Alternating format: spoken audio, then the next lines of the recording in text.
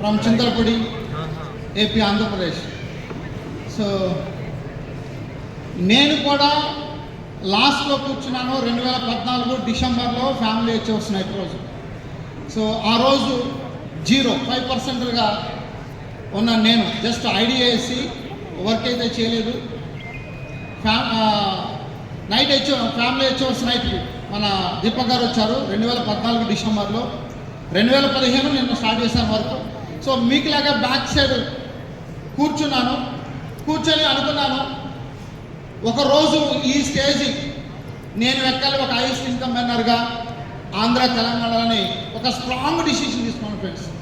అయితే అదే సిచ్యువేషన్లో నా లైఫ్ ఎలా ఉందంటే జీరో. ఏంటి జీరో అంటే ఆర్థికంగా జీరో. ఎలాంటి సఫరింగ్ అంటే చనిపోతే బెటర్ లైఫ్ లేదు, అలాంటి సిచ్యువేషన్లో ఉన్నాను నేను. 2014 వెస్టేజ్లో నేను ఎంటర్ అయ్యేటప్పుడు, ఎప్పుడు ఈ రన్నింగ్ 2014 డిసెంబరు మేబీ 26 or 27 జరిగింది ఫ్యామిలీ వచ్చినట్టు వైజాగ్ నోవాటల్లో. సో అది నా ఫస్ట్ స్టార్టింగ్ అనమాట. 2015 నుంచి స్టార్ట్ చేశాను. సో తిరగడానికి మనీ లేదు. ఫ్రెండ్స్ దగ్గరికి వెళ్ళి వెస్టేజ్ గురించి చెప్తుంటే ఫ్రెండ్స్ అందరూ కూడా రిజెక్ట్ చేశారు. ఇంట్లో సపోర్ట్ లేదు, బయట సపోర్ట్ లేదు, ఎవరు సపోర్ట్ లేదు. సో అలాంటి సిచ్యువేషన్లో ఇక్కడ ఎవరైనా ఉంటే ఇబ్బంది అయితే లేదు. ఎందుకంటే నేను అలాంటి సిచ్యువేషన్ నుంచి వచ్చిన వ్యక్తినే. ఫ్రెండ్స్ దగ్గరికి వెళ్ళి వెస్టేజ్ గురించి చెప్తే పారిపోయేవాళ్ళు, ఇంట్లో వెస్టేజ్ చేస్తారంటే వద్దనేవాళ్ళు. సో ఎక్కడ సపోర్ట్ లేదు. ఆర్థికంగా కూడా ఇబ్బందులు పడుతూ స్టార్ట్ చేసిన వ్యక్తిని. సో విజయవాడ రావాలి అంటే పాకెట్లో 10 రూపీస్ కూడా లేని సిచ్యువేషన్ అంటే ఒక్కసారి అర్థం చేసుకోండి. అలాంటి సిచ్యువేషన్లో ఉన్న నేను ఎదగాలి, సక్సెస్ కావాలి అనే ఒకే ఒక కసి పెట్టుకొని వర్క్ చేశాను. జీరోతో స్టార్ట్ చేసిన నేను ఈరోజు త్రూ వెస్టేజ్ ద్వారా, వెస్టేజ్లో విఎంసీ మెంబర్ అని ఫస్ట్ తీసినప్పుడు ఆంధ్ర తెలంగాణ నుంచి ఫస్ట్ టైం తెచ్చిపోయాను. చాలా హ్యాపీ. సో ఆంధ్ర తెలంగాణలో హైయెస్ట్ ఇన్కమ్ ఎర్నర్గా నేనున్నాను. 18 లక్షల రూపాయలు పైబడి చాలా happy. So luxury car jaguar 80 లక్షల రూపాయలు ఖరీదు చేసే జాగ్వార్ తీసుకున్నాను. చింతలపూడిలో 70 లక్షల రూపాయలు పెట్టి ఇల్లు కన్స్ట్రక్షన్ చేసుకున్నాను. అప్పులు మొత్తం క్లియర్ అయినాయి. గన్నవరం పిల్లల స్టడీ పర్పస్, పిల్లలకి మంచి లైఫ్ ఇవ్వాలని చిన్నప్పటి నుంచి నా డ్రీమ్, పిల్లలకి మంచి లైఫ్ ఇవ్వాలి, మంచిగా సెటిల్ చేయాలనుకున్న టైంలో సో వెస్టేజ్లోకి రావడం వల్ల ఆ డ్రీమ్ ఇంకా స్ట్రాంగ్ అయ్యి మరి ఈరోజు త్రూ వెస్టేజ్ ద్వారా గన్నవరంలో ఒక ఇల్లు తీసుకున్నాను. సో పిల్లల కోసం స్కూల్కి దగ్గర. సో ఇక్కడ మీరు అర్థం చేసుకోండి వెస్టేజ్లో ఉంటే ఎంత మనకి స్ట్రాంగ్గా ఉంటుందో మన కెరీరు. సో ఏదైనా కావచ్చు. మీకు ఒక ఎగ్జాంపుల్ చెప్తాను.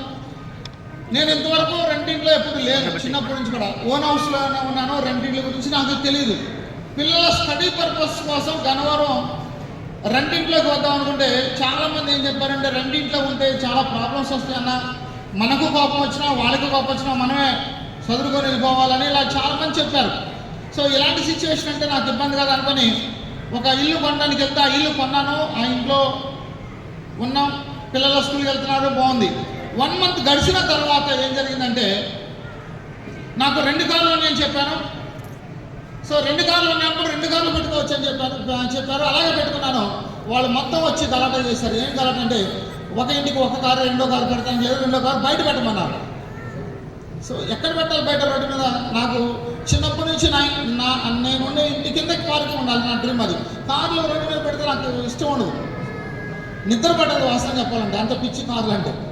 సో అలాంటి సిచ్యువేషన్లో కారు బయట పెట్టాలన్నప్పుడు ఒకే ఒక మాట, ఎవరైతే బయట పెట్టమన్నారో అతను ఇల్లు అమ్ముతానని ఎప్పటి నుంచి అంటున్నాడు. వచ్చిన కాడి నుంచి నాకు కూడా కొట్టుకో అన్నాడు. అప్పుడు ఒక మాట అన్నాను, కారు బయట పెడుతున్నా నీ ఇల్లు అంత కాస్ట్ అని చెప్తే నా ఇల్లు 50 lakhs అంటే 50 lakhs ఒక చెక్ రాసిస్తానని అది వెస్టేజ్ ఇచ్చే పవర్. వెస్టేజ్ ఇచ్చే పవర్ అదనమాట. వెస్టేజ్ ఉంటే అంత ధైర్యం అని చెప్పవచ్చు. సో అలా 2 ఇల్లు తీసుకున్నాను. అది రెంట్ 12,000 రెంట్ వస్తుంది. కారు పార్కింగ్ హ్యాపీగా ఉంది, ఇబ్బంది లేదు. సో అలా చింతలపూడిలో ఒక ఇల్లు, గన్నవరంలో 2 ఇళ్ళు, అలాగే ల్యాండ్స్ కొనుక్కున్నాను, హ్యాపీగా ఉంది.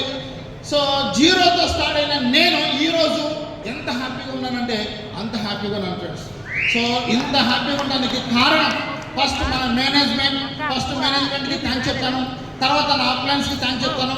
తర్వాత సాయి గారు కావచ్చు, మన మేనేజ్మెంట్ చంద్రశేఖర్ గారు కావచ్చు, అరవింద్ గారు సార్ కావచ్చు, నందకిషోర్ గారు కావచ్చు, ఎప్పుడూ సపోర్ట్ ఉండే మన అడ్మినిస్ట్రేషన్ నుంచి మన లీడర్స్ వాళ్ళకి థ్యాంక్ చెప్తున్నాను. సో లాస్ట్ నా టీమ్ మెంబర్స్, నా డౌన్ లైన్, ఒకసారి డౌన్ లైన్ అందరూ ఒకసారి జోరంగా చూద్దాం. సో ఈ రోజు ఇక్కడ నిలబడి ఉన్నాను అంటే నా team members. So team success and నా సక్సెస్. సో టీం ఉంటేనే నేను ఇక్కడ నిలబడగలుగుతాను. సో నా టీం మెంబర్స్ అందరికీ థ్యాంక్ యూ చెప్తూ ఈ అవకాశం ఇచ్చిన మన అజయ్ సూర్య సార్కి, సిఓ కొత్తగా వచ్చిన శివ గారికి థ్యాంక్ చెప్తూ thank you Vishal, thank you lot.